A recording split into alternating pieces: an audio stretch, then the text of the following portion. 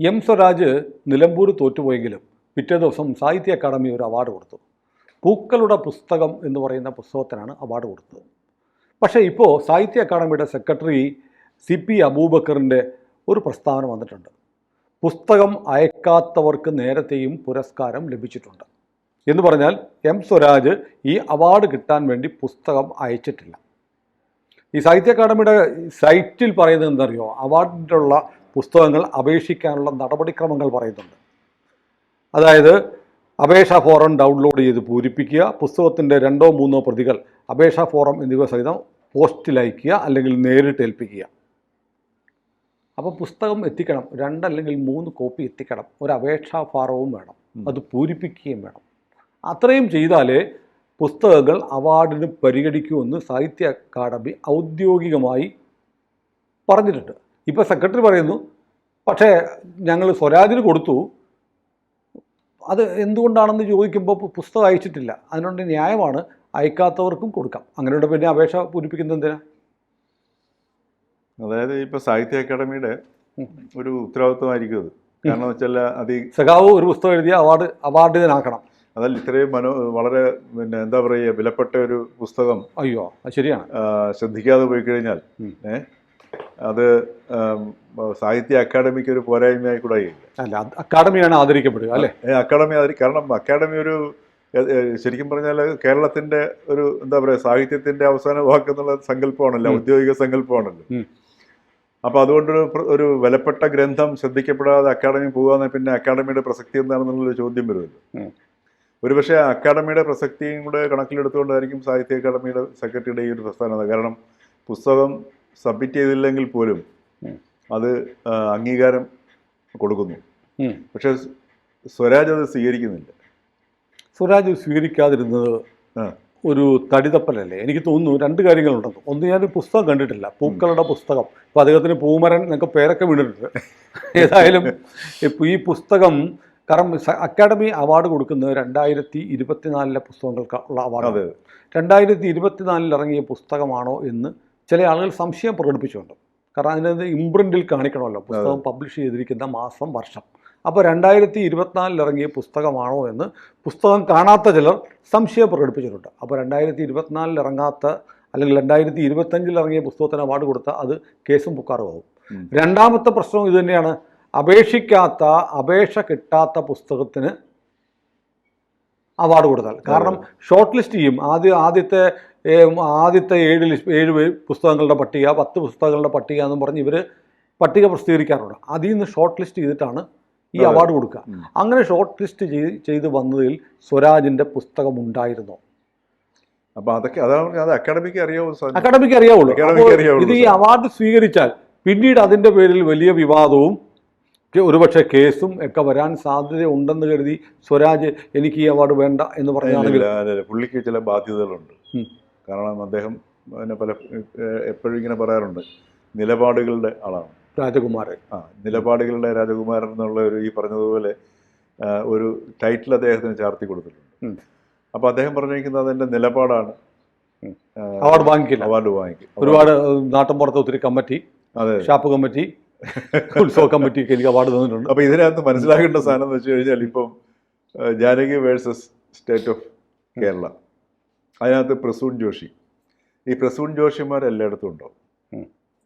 അതായത് രാജാവിനേക്കാൾ വലിയ രാജഭക്തി കാണിക്കുന്ന കഥാപാത്രങ്ങൾ എല്ലായിടത്തും ഉണ്ടാവും. ഇപ്പോൾ അക്കാദമിൻ്റെ കണ്ട്, ഇപ്പോൾ ഉദാഹരണത്തിന് നമ്മുടെ തെരഞ്ഞെടുപ്പിന് മുമ്പ് നമ്മുടെ സാഹിത്യ അക്കാദമിയുടെ പ്രസിഡന്റ് വന്ന് ഇദ്ദേഹത്തിൻ്റെ വായനയെക്കുറിച്ച് പറയുകയുണ്ടായി. അപ്പോൾ എനിക്കിപ്പോൾ ഒരു സംശയം എന്ന് വെച്ചാൽ, വായന കേരളം പോലെ ഇത്രയും വായിക്കുന്ന ഒരു സംസ്ഥാനം വേറെ ഉണ്ടോ സംശയമാണ്. ഇത്രയും വായിച്ചിട്ടും കേരളത്തിലെ, ഇന്ത്യയിലെ ഏറ്റവും കൂടുതൽ മദ്യത്തിന് അടിമയായി കിടക്കുന്ന സംഭവം മയക്കുമരുന്ന്, കൊലപാതകം, പീഡനം, വീട്ടിനകത്ത് തമ്മിൽ തല്ല്, കൊലപാതകം, അച്ഛൻ മക്കളെ കൊല്ലുന്നു, മക്കൾ അച്ഛനെ കൊല്ലുന്നു, അമ്മയെ കത്തിച്ചു കൊല്ലുന്നു, പിന്നെ പ്രണയിച്ചു കഴിഞ്ഞാൽ പ്രണയിനിയെ ചുട്ടുകൊല്ലുന്നു, അതല്ലേ കുത്തിക്കൊല്ലുന്നു, അല്ലെങ്കിൽ ബ്ലേഡ് വെച്ച് അറുത്തു കൊല്ലുന്നു, പിന്നെ എന്ന് വേണ്ട. അതേ സമയത്തോ പുരോഗമനത്തിൻ്റെ അങ്ങേയറ്റം. പക്ഷേ ഇത് പറഞ്ഞപ്പോൾ പെട്ടെന്ന് ഒന്ന് ഞാനൊന്ന് തിരിച്ചൊന്ന് പിടിക്കുകയാണെ. കാരണം അന്നേരം എനിക്ക് റെസ്പോണ്ട് ചെയ്യാൻ പറ്റിയില്ല. പ്രസൂൺ ജോഷിയെക്കുറിച്ച് പറഞ്ഞല്ലോ, നമ്മുടെ ഫിലിം സെൻസർ ബോർഡിൻ്റെ ചെയർമാനാണ്. ഈ പ്രസൂൺ ജോഷി BJPയുടെ അടാറ് വിമർശകനായിരുന്നു. അങ്ങനെ ഇരിക്കെ ഒരു ദിവസം പ്രസൂൺ ജോഷി ഒരു കവിത എഴുതുന്നു, മോദി നല്ലവൻ എത്ര നല്ലവൻ, എൻ്റെ മോദി എത്ര നല്ലവൻ. അത് കഴിയുമ്പോൾ കാണുന്നത് അദ്ദേഹം ഫിലിം സെൻസർ ബോർഡിൻ്റെ ചെയർമാനാവുന്നതാണ്. ഇദ്ദേഹം അധ്യക്ഷനായുള്ള ഫിലിം സെൻസർ ബോർഡാണ് കങ്കണ റണാവത്തിൻ്റെ എമർജൻസി 6 മാസം പിടിച്ചു വെച്ചത്. കങ്കണ അവസാനം കരഞ്ഞു, ഒരു BJPയുടെ MP ആയ എനിക്കിതാണെങ്കിൽ എന്തായിരിക്കും അവസ്ഥ. നമ്മുടെ ഇയാളുണ്ടല്ലോ രാമസിംഹൻ, പേര് മാറ്റിയിട്ട് മറ്റേ അലിയപ്പ രാമസിംഹൻ, അദ്ദേഹത്തിൻ്റെ പുഴ മുതൽ പുഴ വരെ എന്നുള്ള സിനിമ, എന്തിന് എമ്പുരാൻ എന്നുള്ള സിനിമ റിലീസായതും അദ്ദേഹത്തിൻ്റെ കേരള ഘടകത്തിൻ്റെ സെൻസർ ബോർഡിൻ്റെ കാലത്താണ്. അപ്പോൾ എമ്പുരാൻ സിനിമ വലിയ വിവാദമായി. അത് ഹിന്ദുക്കളെ ക്ഷേത്രത്തിൻ്റെ മുകളിൽ പറക്കുന്ന കൊടി, ഗുജറാത്ത് ഇതെല്ലാം കാണിച്ചിട്ടാണ് ഈ സിനിമയിൽ ഹിന്ദുക്കളെ വളരെ മോശമായി ചിത്രീകരിച്ചത്. തർക്കമില്ലാത്ത കാര്യമാണ്. ആ സിനിമ ഒരു പരാതിയുമില്ലാതെ ഇറങ്ങി വന്നു. അപ്പോഴാണ് ജാനകി എന്നുള്ള പേരിൻ്റെ പേരിൽ ഈ സിനിമയെ ഉപദ്രവിക്കുന്നത്. അപ്പം ഹിന്ദുക്കൾ വളരെ പെട്ടെന്ന് സെൻസിറ്റീവാണ്, കുഴപ്പക്കാരാണ്, എന്നൊരു മോശം ഇമേജ് ഇവിടുത്തെ ഹിന്ദു കമ്മ്യൂണിറ്റിക്ക് ഉണ്ടാക്കാൻ വേണ്ടി ഈ പ്രസൂൺ ജോഷി കളിക്കുന്ന ഒരു കളിയാണിതെന്നാണ് എൻ്റെ അഭിപ്രായം. അത് ആയിക്കൂടായില്ല. രണ്ടാമത്തെ കാര്യം എന്ന് വെച്ചാൽ ഈ മതം മാറിയ ആൾക്കാർ ശ്രദ്ധിച്ചിട്ടുണ്ടോ? ഇപ്പോൾ ഉദാഹരണത്തിന് ചില ഹിന്ദു മതത്തിൽ നിന്ന് ക്രിസ്ത്യൻ മതത്തിലേക്ക് പോയി കഴിഞ്ഞാൽ നമ്മൾ അമ്മാതിരി ഒരു ക്രിസ്ത്യാനി പിന്നെ കാണാൻ പറ്റും. അതെ അതെ എന്ന് പറഞ്ഞതുപോലുള്ള പ്രശ്നങ്ങളുണ്ട്. പിന്നെ ഇതിനകത്ത് വേറൊരു വലിയൊരു സംഗതി, ഇപ്പോൾ സുനിൽ പറഞ്ഞതിൻ്റെ പേരിലാണ് ഇതെല്ലാം ഒന്നിച്ചിടക്കുന്ന വിഷയം. ഇപ്പോൾ ഈ പറഞ്ഞ പോലെ സാഹിത്യ അക്കാദമിയുടെ വിഷയമാണെങ്കിൽ ഇതെല്ലാം വിഷയം ഒന്ന് തന്നെയാണ്. വിവിധ പാർട്ടികളും വിവിധ പശ്ചാത്തലമാണെന്ന് മാത്രമേ ഉള്ളൂ. ഇതിനൊക്കെ നിയന്ത്രിക്കുന്ന കേന്ദ്ര വികാരം ഒന്ന് തന്നെയാണ്. അപ്പോൾ ഇപ്പോഴത്തെ ഈ കാലഘട്ടം എന്ന് പറയുന്നത് രാഷ്ട്രീയമാണെങ്കിലും അതേപോലെ സാംസ്കാരിക പ്രവർത്തനമാണെങ്കിലും സിനിമയാണെങ്കിലും എല്ലാം ഈ സ്ട്രാറ്റജിസ്റ്റുകളാണ് നിശ്ചയിക്കുന്നത്, PR ഏജൻസികൾ. അതെന്ന് വെച്ചാൽ നമ്മൾ പഴയതുപോലുള്ള PR ഏജൻസികളല്ല. ഇതൊക്കെ നല്ല ഇതിൻ്റെയൊക്കെ പിന്നിൽ വർക്ക് ചെയ്യുന്ന പിന്നെ കക്ഷികളെന്ന് പറഞ്ഞാൽ തിങ്ക് ടാങ്കുകളാണ്. അത് IIM നിന്നൊക്കെ ഇറങ്ങി വന്ന കക്ഷികളൊക്കെയാണ് ഇതിൻ്റെയൊക്കെ ഈ നിർദ്ദേശങ്ങൾ കൊടുക്കുന്നത്. ഇപ്പോൾ സ്റ്റേറ്റ് ഗവൺമെൻറ്റിൻ്റെ നമ്മുടെ LDF കൊടുക്കുന്ന നിർദ്ദേശങ്ങൾ കൊടുക്കുന്നതെന്ന് വെച്ചാൽ അവർ വലിയ കോർപ്പറേറ്റുകളാണ്. അപ്പോൾ അത് ഇപ്പോൾ ഉദാഹരണത്തിന് ഒരു സിനിമ എടുത്തു നോക്കി, ഇപ്പം എമ്പുരാൻ സിനിമ, എൻ്റെ സമീപകാല ജീവിതത്തിൽ ഇത്രയും ഒരു വൃത്തികെട്ട സിനിമ, തല്ലിപ്പൊളി സിനിമ കണ്ട് സഹിക്കാൻ വയ്യാത്ത അരോചകമായിട്ടുള്ള ഒരു സ്ക്രിപ്റ്റും ഇല്ല. പിന്നെ വെറുതെ അവിടെ ഇവിടെയൊക്കെ പോയി മോഹൻലാൽ പോയി പൊട്ടിക്കുന്നു, കത്തിക്കുന്നു, തിരിച്ചു. എന്താണ് കഥയില്ല, ഇത്രയും ഒരു വൃത്തികെട്ട സിനിമ. അപ്പോൾ ആ സിനിമ തിയേറ്ററിൽ ഇറങ്ങിക്കഴിഞ്ഞാൽ ഭയങ്കര ഹൈപ്പ് ഉണ്ടാക്കിയിട്ട്, കാര്യം നമ്മളിപ്പോൾ കേരളം എന്ന് പറഞ്ഞാൽ തള്ളലിൻ്റെ നാടുകളാണ്. എന്തിനേയും തള്ളി വിജയിപ്പിക്കാം. ഉദാഹരണത്തിന് ആടുജീവിതം ഗംഭീരമായ നോവലാണ്, ഒരു സംശയമില്ല. ഞാൻ ഒറ്റ ഇരിപ്പിന് ഏതാനും 1-2 മണിക്കൂർ കൊണ്ട് വായിച്ചെടുത്ത നോവലാണ്. പക്ഷേ ആ സിനിമ സഹിക്കത്തില്ല. പക്ഷെ എന്തൊരു തള്ളായിരുന്നു അല്ലേ? ആ തള്ളയേറ്റില്ല, അത്യാവശ്യം സാമ്പത്തികമായി പരാജയപ്പെട്ടു. എന്നാലും തള്ളി ഈ പറഞ്ഞ പോലെ നമ്മുടെ കേരളത്തിലെ മാധ്യമങ്ങളാണ് ഈ തള്ളലിൻ്റെ പ്ലാറ്റ്ഫോം തന്നെ, മുഖ്യധാരാ മാധ്യമങ്ങൾ എന്ന് പറഞ്ഞതുപോലെ. ഇപ്പോൾ ഈ ഒരു സിനിമ കണ്ടിട്ട് ഇതിൻ്റെ ആൾക്കാർക്ക്, ഈ സിനിമ എടുക്കുന്നവർക്കും ഡയറക്ടേഴ്സിനും എല്ലാവർക്കും അറിയാം, അവരെല്ലാം ഈ സിനിമ ഫീൽഡിലുള്ള ആൾക്കാരാണ്. ഒരു സിനിമ അവർ കണ്ടു കഴിയുമ്പോൾ അറിയാം വിജയിക്കില്ല എന്നുള്ള കാര്യം.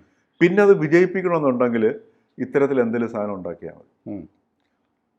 അപ്പോൾ ഈ ഒരു പിന്നെ എനിക്ക് ഇപ്പോൾ ഒരു സംശയമാണ് കേട്ടോ, കാര്യം ഈ പശ്ചാത്തലത്തിലുള്ള സംശയം, Janaki versus state of Kerala ഒരു വിവാദം ഉണ്ടാക്കിയിട്ട് ഒന്ന് ആലോചിച്ച് നോക്കുക. 2000 ഒരാഴ്ചയ്ക്ക് അല്ലെങ്കിൽ മിക്കവാറും അടുത്ത ആഴ്ച Janaki versus state of Kerala തിയേറ്ററിൽ വരും. തിയേറ്ററിൽ വരും, പേര് മാറ്റാതെ തന്നെ വരും. അങ്ങനെ വരുമ്പോഴത്തേക്ക് ഉണ്ടാകുന്ന ഹൈപ്പ് വേറെ പരസ്യത്തിൻ്റെ ആവശ്യത്തിലുണ്ട്. ഇല്ല, എല്ലാവർക്കും അറിയാം അല്ലേ? OTT വരുമ്പോൾ ജനമെല്ലാം കാണുകയും ചെയ്യും. അപ്പോൾ സിനിമ അവിടെ കൊമേഴ്ഷ്യലി സക്സസ് ആവുന്നു. അപ്പോൾ ഇതിൻ്റെ പിന്നിൽ നമ്മൾ ഒരുപാട് നാടകങ്ങൾ കാണുന്നുണ്ട്. ഇത്തരം നാടകങ്ങളാണ് നമ്മുടെ കേരള രാഷ്ട്രീയത്തിൽ ഇപ്പോൾ കണ്ടുകൊണ്ടിരിക്കുന്നത്. ഇപ്പോൾ നിലമ്പൂർ കണ്ടതും അത് തന്നെയാണ്. അപ്പോൾ ഇതിൻ്റെയൊക്കെ പിന്നിൽ ഈ സ്ട്രാറ്റജിസ്റ്റുകളാണ് വർക്ക് ചെയ്യുന്നത്.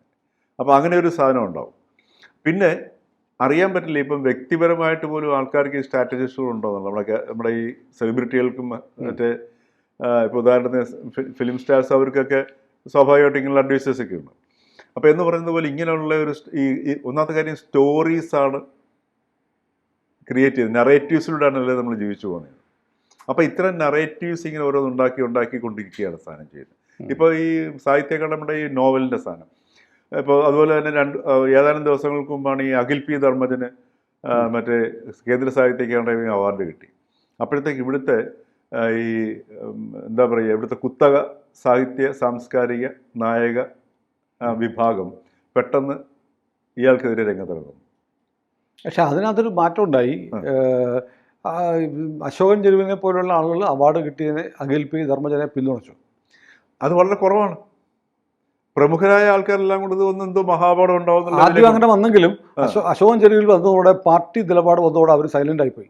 പാർട്ടി നിലപാട് വരാം. കാരണം എന്ന് വെച്ച് കഴിഞ്ഞാൽ പിന്നെ ഗോവിന്ദൻ മാഷ് വായിച്ച് അംഗീകരിച്ച 5 പുസ്തകങ്ങളിൽ ഒന്ന് ഈ റാങ്കർ ഓഫ് ആനന്ദിയാണ് സാധനം. അപ്പൊ അതുകൊണ്ട് പാർട്ടി നിലപാട് മാറാൻ പറ്റത്തില്ല. എന്താ പറഞ്ഞ ഗോവിന്ദൻ മാഷ് വായിച്ച് അംഗീകരിച്ച 5 പുസ്തകങ്ങൾ അത് കണ്ടില്ലായിരുന്നില്ലേ? ഇല്ല ഇല്ല ഇല്ല. പുള്ളി 5 പുസ്തകങ്ങള്.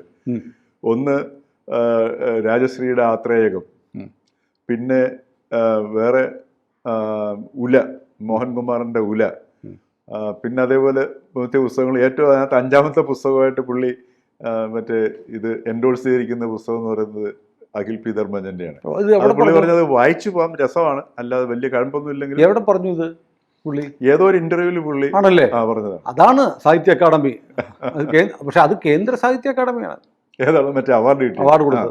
അല്ല, കേന്ദ്ര സാഹിത്യ അക്കാദമിയും കൈകാര്യം ചെയ്യുന്ന ഇവർ തന്നെയാണല്ലോ. അതെ അതെ. മോദി ഭരിക്കുന്നു പറഞ്ഞിട്ട് കാര്യമൊന്നുമില്ല. പിന്നെ നമ്മുടെ ഇവിടുത്തെ കക്ഷികൾ തന്നെയാണല്ലോ പോകുന്നത്. ഞാൻ പറഞ്ഞത് ഇത്രയധികം ഈ വായിച്ചിട്ടായിരിക്കും മലയാളി ഇത്രയും അളിഞ്ഞു പോയെന്ന് എനിക്ക് തോന്നുന്നു.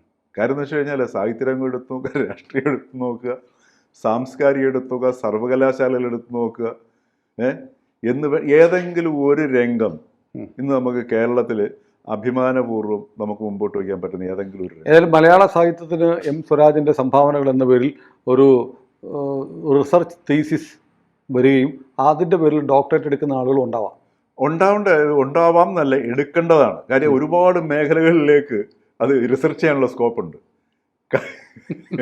കാരണം എന്ന് വെച്ച് കഴിഞ്ഞാൽ ഭാഷാപരമായ പുള്ളിക്ക് നല്ല ഭാഷയുണ്ട്, വായിൽ പ്രിന്റിംഗ് പ്രസ് ഉണ്ട്, അവനുണ്ട്.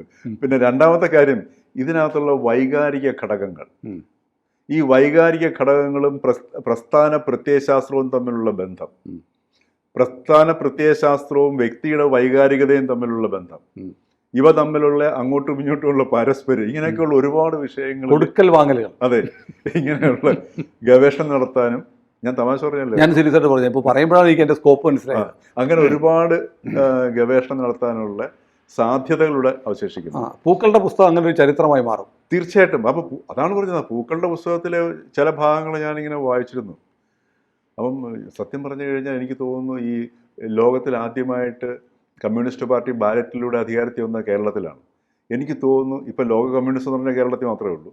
അപ്പോൾ അതുകൊണ്ട് ഈ കമ്മ്യൂണിസം വേറൊരു തലത്തിലേക്ക് മാറുകയാണെന്ന് തോന്നുന്നു. കാര്യം പൂക്കളുടെ മൃദുലതയുള്ള ഒരു പ്രസ്ഥാനമായി ഇത് പരിണമിക്കാനുള്ള സാധ്യത ഒരു പക്ഷേങ്കിൽ ആ ഒരു നായക സ്ഥാനത്തേക്കൊക്കെ വരാൻ പോകുന്ന ആളാണ് സ്വരാജ്.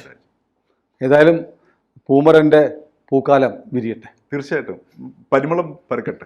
കൂടുതൽ വാർത്തകളും വിശേഷങ്ങളും നിങ്ങളിലേക്ക് എത്താൻ ABC മലയാളം സബ്സ്ക്രൈബ് ചെയ്യുക, ബെൽ ബട്ടണും അമർത്തുക.